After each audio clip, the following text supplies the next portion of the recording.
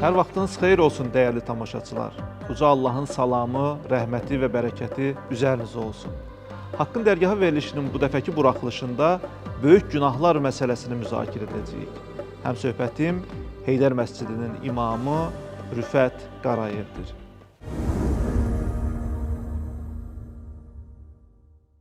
Rüfət müəllim, xoş gördük.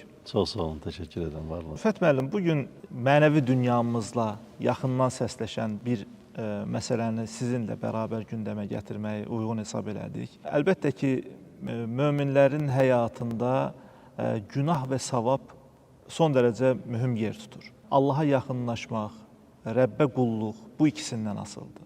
İnsan nə qədər Allahın istədiklərini yerinə yetirərsə və onun qadağan etdiklərindən uzaq durarsa, öz mənəvi dünyasını bir o qədər paklaşdıra bilər, eyni zamanda Yaradana bir o qədər də yaxınlaşa bilər. İnsanı Allaha yaxınlaşdırmağın əməldən, yaxşılıqdan, xeyirdən başqa yolu yoxdur. Bir müminin həyatında günahlar da bu dərəcədə əhəmiyyətlidir. İslam nəzərində günahlar təsnif olunur.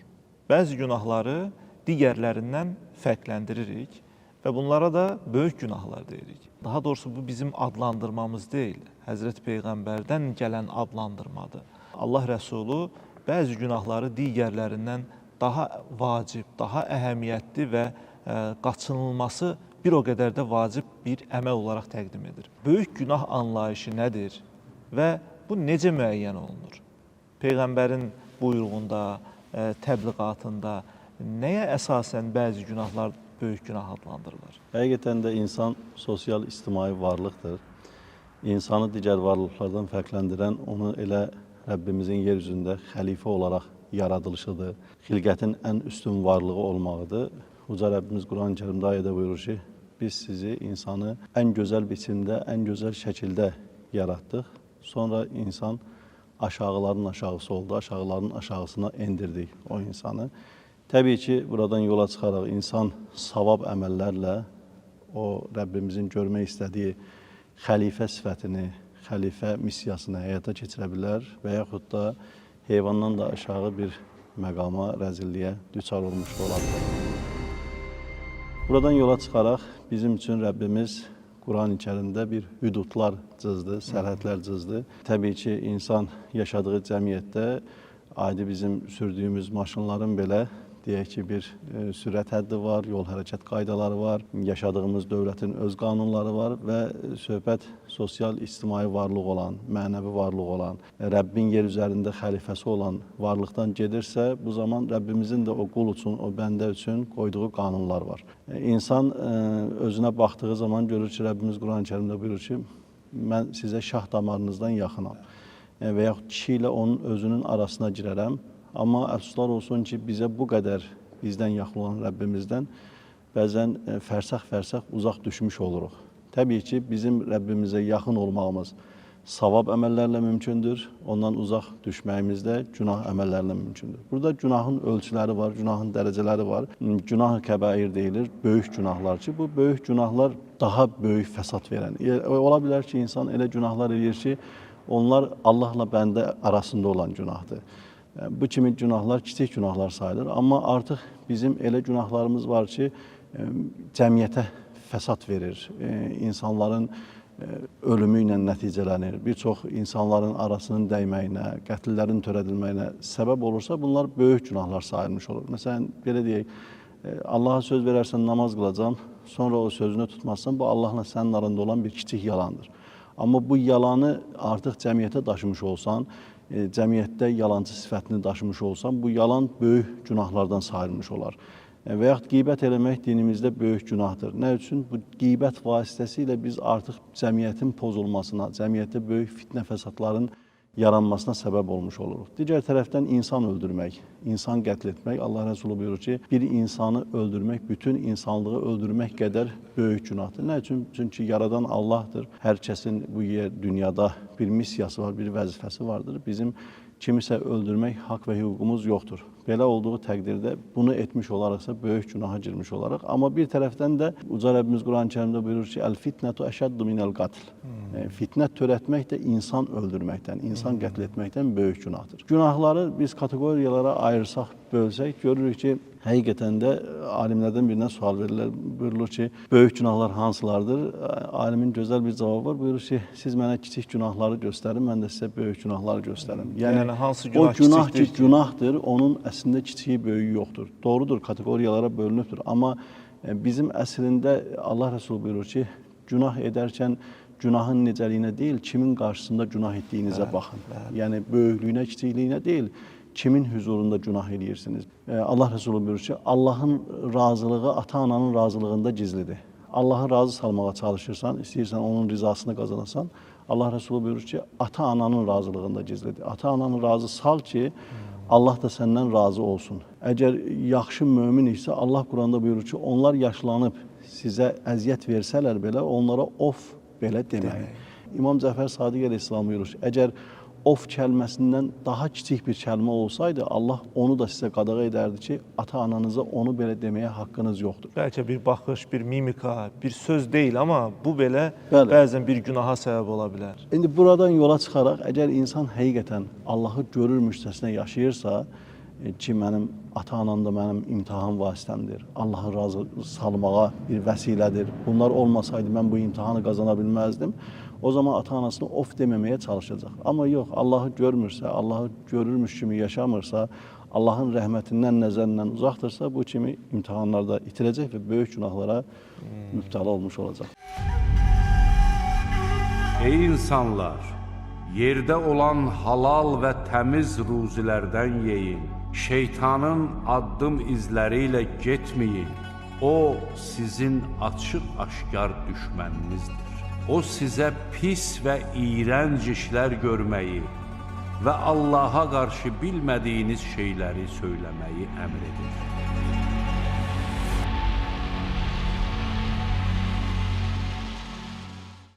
Peyğəmbərimizin qeydlərində, gələn hədislərdə bildirilir ki, insan əvvəlcə o kiçik günahları işləyə-işləyə günah işləməyi gözündə adiləşdirir. Zaman keçdikcə artıq böyük günahları da rahatlıqla edə bilir və bundan belə utanç duymur. Bu baxımdan hər günah özü-özlüyündə növbəti günaha bir dəvətnamədir əslində, sizin qeyd elədiyiniz. Buna bənzər bir hadisə də olur. Allah Rəsulü bir dəfə səhrada səhabələrinə deyir, şəhərəniz bir odun gətirin, əvvəl boş ərazi olur, sonra hərə bir dənə odun gətirməklə böyük bir odun yığını əmələ gətirilmiş olur. Bu zaman Allah Rəsulü buyurur, bax sizin günahlarınız da belədir. Əvvəlcə boş bir ərazi, sonra kiçik odun parçaları və sonra böyük bir odun şələsinə çevrilmiş olur ki, günahlar da bu cür insanda yığılır və günahlar çoxaldıqca, artdıqca insan günahın necəliyinə fikir vermədən rahatlıqla böyük günahlara da aridə ola bilir. Təəssüf ki, insan təbiəti əlbəttə ki, həmişə bunu qeyd edirik. Quran-ı Kərimdə də var, Peyğəmbər də buyurur. İnsan, Rüfət müəllim, xətakar bir varlıqdır, günah işləyə bilən bir varlıqdır. Hər zaman günaha meyillidir. Günah etmək onun təbiətində var. Amma Allah da insandan günahsız bir insan olmasını istəmir. Yəni Allah insanın təbiətini bilir və günahsız bir insan olmayacağını bilir. Ona görə buyurur ki, ən xeyirliniz günah işləyəndən sonra tövbə edəninizdir. Yəni əsas məsələ Allahla ünsiyyəti sağlam qurmaq və daim üzünü ona tərəf yönəltməkdir. İstərdim tamaşaçılarımız üçün də aydın olması baxımından. Bax, hədislərdə, Quran-ı Kərimdə qeyd olunan böyük günahları konkret adları ilə tamaşaçılarımızın diqqətinə çatdıraq. Baxın, böyük günahlar deyərkən ümumi bilinən haramlar var. Haram nədir? Haram qadağadır. Dediyimiz kimi Allah bizim üçün bir sərhədlər çəkib, hüdudlar çəkib, o hüdudları aşmamağımızı istəyir. Məsələn, içki içmək böyük bir günahdır. Bəli. Allah Rəsulü buyurur ki, içki bütün pisliklərin açarıdır. Bir evə bütün pisliklər yığılıb və onun açarı içkidədir. İçkini içərsənsə o pisliklərin hamısını etmiş olarsan. Böyük bir alim olur, bu alimi bir gün tuturlar, salırlar bir evə, içki qarşısına qoyurlar, bir xanımla zina təklif edirlər, bir də uşağı öldürməyi təklif edirlər. Bu üç günahdan birini seçməlisin. Bunların üçü də böyük günahdır. Zina etmək də böyük günahdır, insan öldürmək də böyük günahdır, içki içmək də böyük günahdır. Bu da özündə bunları kateqoriyalara ayırmaq istəyir ki, bəlkə içki içmək daha yüngülü olar, mən bunu içərəm, sonra tövbə etmiş olaram. Bu zaman içkini içir, İçki içdikdən sonra sərxoş olur, ağlı başında olmur. Ağıl başdan gedəndən sonra xanımla zina edir, ikinci böyük bir günah etmiş olur. Digər tərəfdən də uşağı öldürür, bir qatilə çevrilir. Bax, buradan yola çıxaraq demək istəyirik ki, yəni günahlar Allahın qadağalarıdır, haramdır. Bunları etmək Allah tərəfindən bizə qadağa edilib ki, biz onları bölməyək. Bunu etmək olar, bunu etmək olmaz. Hər biri Allah qarşısında əgər günahdırsa, bax bunları bizə Allah qadağa edir. Bunun üçün biz zina etmək 6 fəsadı var. 6-sı dünyada, 6-sı axirətdə. 6 fəsada dünyada biz mübtəla olmuş olaraq 6-sına axirətdə mübtəla olmuşuq. Oğurluq etmək, yəni kiminsə malını necə biz qəsb edə bilərik? Yetimin malını yemək. Allah buyurur ki, Quran-Kərimdə yetimin malına yaxınlaşmayın. Yeməyin demir ha, yaxınlaşmayın. Zinaya yaxınlaşmayın. Etməyin demir, yaxınlaşmayın. Bunlara biz yaxınlaşdığımız zaman artıq böyük günahlara girmiş olacaq ki, bunu 70-ə qədər sadalayıb artırmaq olar ki, qeybətdir, oğurluqdur, yalandır, böhtandır, şərdir, fitnədir, fəsaddır. Bunların hamısı günah sayılır.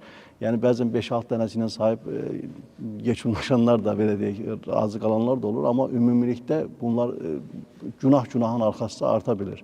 Bax, buradan yola çıxaraq bizim böyük günahlardan çəkinməyimiz lazımdır. Mən deyərdim ki, hətta böyük günahlardan deyil, kiçik günahlardan çəkinməyimiz lazımdır. Məsələn, zənn etmək. Allah Quran-Kərimdə buyurur ki, zənnin bəzisi böyük günahdır. Amma biz zahirən baxırıq ki, zənn böyük günahlar kateqoriyasında yoxdur axı. Allah Rəsulü buyurur ki, bir şey görəndə onu 70 dəfə xeyrə yozun. 70 dəfədən sonra 71-də baxın. İndi düşünün, nə qədər bizim özümüz belə hər hansı bir hadisə görəndə onu 70 dəfə yoza bilirikmi xeyrə? 2 dəfə, 3 dəfə əgər şeytan imkan verərsə, təbii ki, şeytan da sağdan vəsvəsə edir, soldan vəsvəsə edir. Quran-Kərimdə onun vəsvəsəsi sağ, sol, ön və arxadan. Yeganə vəsvəsə edə bilməyəcəyi yer insanın səzdə halıdır. Bu baxımdan biz zənni o böyük günahlar kateqoriyasında görmürük. Amma zənnə Allah deyir ki, buyurur ki, zənnin çoxundan böyüyündən çəkinin ki, bu da böyük günahlardan sayılmış olur. Çünki sən zənn eləməklə artıq səndə bir fikir formalaşdı. O fikrini ixrac etməyə başlayırsan, yalan danışa bilirsən zənn üzərindən, böhtan ata bilirsən, şər ata bilirsən və bir çox fəsadın ortaya çıxmasına səbəb ola bilirsən. Bəzən insanlar etdikləri günahlardan dolayı ümidsizliyə qapıla bilirlər. Mən bu günahı işlədim, Allah məni bağışlamaz. Mənim artıq doğru yola gəlməyim mümkün deyil. Çünki elə bir günah işləmişəm ki, bunu heç bir əməllə aradan qaldırmaq mümkün deyil. Hər nə qədər bu cür insanlara dəfələrlə deyilsə də ki, Allah bağışlayandır, Allah özünə şərik qoşulması xaricində bütün günahları bağışlayandır deyilməsinə rağmen, o günah yükü insanın vicdanında o qədər ağır və dərin iz buraxır ki, bax, belə bir yanlış təsəvvürə qapılır, yanlış zənnə qapılır və nəticədə doğru yolu daha erkən tapmaq varkən o onu ləngidir, bəlkə də onu daha pis əməllərə sövq edə bilir. Bax, bu cür fikirlərə sahib insanlar üçün nə deyərdiniz? Ümumiyyətlə, Quran-Kərimdə ayədə Rəbbimiz buyurur ki, Allahın rəhmətindən ümidsiz olmayın. Allahın rəhməti hər kəs üçün şamildir. Xüsusi olaraq Rəhman və Rəhim olan Allahın adı ilə deyirik. Bismillahirrahmanirrahim. Rəhman və Rəhim olan Allahın adı ilə. Allahın rəhman sifəti hər kəsə şamildir. Rəhim sifəti axirətdə ancaq möminlərə şamil olacaqdır. Biz Allahın rəhmətindən ümidsiz olmamalıyıq. Hətta günahlarımız yeri göyü əhatə etsə belə, yenə də Allahın rəhmətindən ümidsiz olmamalıyıq. Bağdadda Şəvanə adında əxlaqsız bir qadın olur. Bir gün gecə başının dəstəsi ilə çıxır gəzməyə, görür ki, bir yerdən bir alim oturub söhbət edir, fəryad səsləri gəlir. Həmin məclisə daxil olmaq istəyir, görür ki, alim cəhənnəm ayələrini oxuyur və cəhənnəm ayələrini oxuyanda yanındaşlar da ağlayırlar, hıçqıra-hıçqıra ağlayırlar. Söhbət qutarır, məclis qutarandan sonra həmin alimə yaxınlaşır bu Şəvanə, deyir ki, bəs Allah mənim günahlarımı bağışlayar mı? Mən çox günahlar etmişəm. Alim bunun Şəvanə olduğunu tanımır. Deyir ki, sənin günahların hətta o qədər çox olsa, Şəvanənin günahları qədər olsa, yenə Allah sənə bağışlayar. Bu yerdə özü də, yanındakı olan insanlar da dərin bir tövbə etmiş olurlar. Günahlarımız nə qədər olursa olsun, bizə düşən tövbə etməkdir. Allahın rəhmətindən insanları ümidsiz etmək də böyük günahlardandır. Bəzi yerlərdə lənətlənir o insanlar ki, yəni sən kimsən, mən kiməm ki, duraq insanların önündə Allahla onun arasına girək. Tövbə qapısı açıqdır, hər nə günah etməyimizə baxmayaraq. Qatil də olsaq, fasik də olsaq, günahkar da olsaq, tövbə edək, insanlarla halallıq alaq və sonradan təkrar o günahlara qayıtmayaq. Mövlana buyurur ki, tövbəni 1000 kərə pozsan yenə gəl. Çünki Allah səni gözləyir, Allahın tövbə qapısı açıqdır və tövbə etdiyimiz zaman ümidvarıq ki, Allah da bizi bağışladığı qullardan edər. Biz tövbə edək, inşallah ümidvarıq ki, Allah bizi bağışlayar və tövbə edən insanlara kömək edək. Onlara yol açaq, onlara ümid verək, onları Allahın qəzəbi ilə qorxutmaqdan daha çox rəhməti ilə müjdələyək.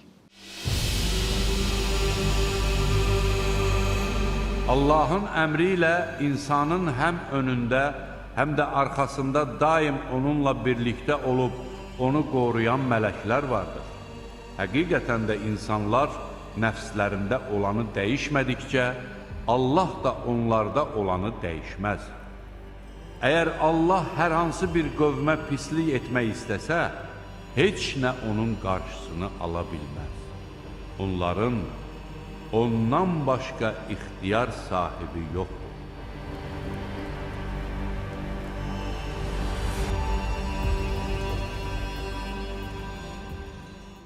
Rüfət müəllim, tövbə həqiqətən elə bir qapıdır ki, Allahın insana verdiyi bəlkə də ən gözəl nemətlərdən biridir. Ümidsizliyə düşməyin qarşısını alan bir davranışdır və ondan əvvəlki əməllərinizi bir uşağın keçmişi kimi tərtəmiz, pak hala gətirə bilər.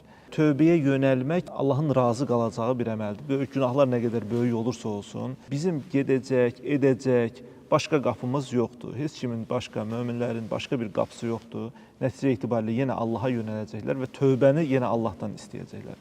Tövbə etmiş, günahından daşınmış insanları digərləri yenə əvvəlki günahları ilə ittiham edirlər. Bir insan zamanında ola bilsin ki, içki içib, zinakarlıqla, qumarla məşğul olub, sonra tövbə edib, Allaha yönəlib. Amma cəmiyyətdən insanlar onun bu tövbəsini dəstəkləyib, xeyir əmələ yönəlməsinə kömək etməkdənsə, onun keçmişi ilə onu ittiham edirlər. Onu keçmişi ilə ittiham eləmək, onu təkrar o keçmişinə qaytarmaq. Sən dünənə qədər, tutaq ki, içki içən idin, indi nə oldu, sən namaz qılan olmusan. Bu cür yanaşmalar var, bu cür ifadələr var. Bu həqiqətən çox incidici ifadələrdir. Bəlkə bilgisizlikdən qaynaqlanır. Tövbə etmiş insana qarşı bu cür məsuliyyətsiz davranışı da dindəki yeri nədir, onu da sizdən eşidim. Yadıma bir İsa Peyğəmbərlə həvarilərin hekayəsi düşdü. Ola bilsin 200 süm olmasın, 400 süm olsun. Buyurun. İsa Peyğəmbərin yanına bir günahkar gəlir, 40 ilin günah eləyənidir. İsa Peyğəmbərə deyir ki, ey İsa, mən Allahdan tövbə etmək istəyirəm, artıq sənə də tələb olmaq istəyirəm. Məni həvarilərin içərisinə al. İsa Peyğəmbər də 40 ilin abidi olan bir tələbəsini çağırır. Deyir ki, bu qardaşımız tövbə eləyir. Artıq bundan sonra sizin qardaşınız olacaq, mənə havari olacaqdır. Bunu bizim tələbələrin içərisinə apar. Həmin 40 ilin abidi içindən bir his keçirir. Deyir ki, mən 40 ilin abidi Allaha ibadət edən insan, bu da 40 ilin günahkarı. Gör, kiminlə yol gedirəm. İçindən his getirir, bunu dilinə gətirmir. Bu zaman Allahdan vəhy gəlir, ey İsa, onlara de ki, hər ikisinin keçmişini sildim. Birinin 40 illik ibadətini, birinin 40 illik günahını. Baxın, hələ heç nə dilinə gətirməmişdi. İçindəki bir təkəbbür, içindəki o his, o kibirlə düşünmək onun 40 illik ibadətinin silinməsinə vəsilə oldu. Biz də qaldı ki, biz insanları dilimizlə sağa sola çəkək. Bu gün mən günah eləyə bilərəm. Gecəsində elə bir nəsuh tövbəsi edərəm ki, Allah mənim keçmiş və gələcək günahlarımı silər. Amma siz məni baxıb bu günümlə ittiham edərsiniz. Bu günümlə ittiham etməyə heç kəsin haqqı yoxdur. Rüfət müəllim, çox təşəkkür edirəm. Həqiqətən mənə elə gəlir, çox, yəni dinləyənlər üçün çox təsirli bir mövzu oldu. Gözəl məqamlara toxundunuz. Allah hamımızı günahların böyüyündən də, kiçiyindən də hifz eləsin, qorusun. Rüfət müəllim, mən sizə təşəkkür edirəm gəldiyiniz üçün və dəyərli görüşləriniz bizimlə paylaşdığınız üçün. Sağ olun.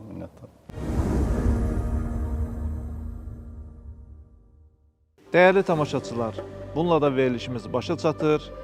Haqqın Dərgahı verilişinin növbəti buraxılışında görüşmək ümidi ilə sağ olun, salamat qalın.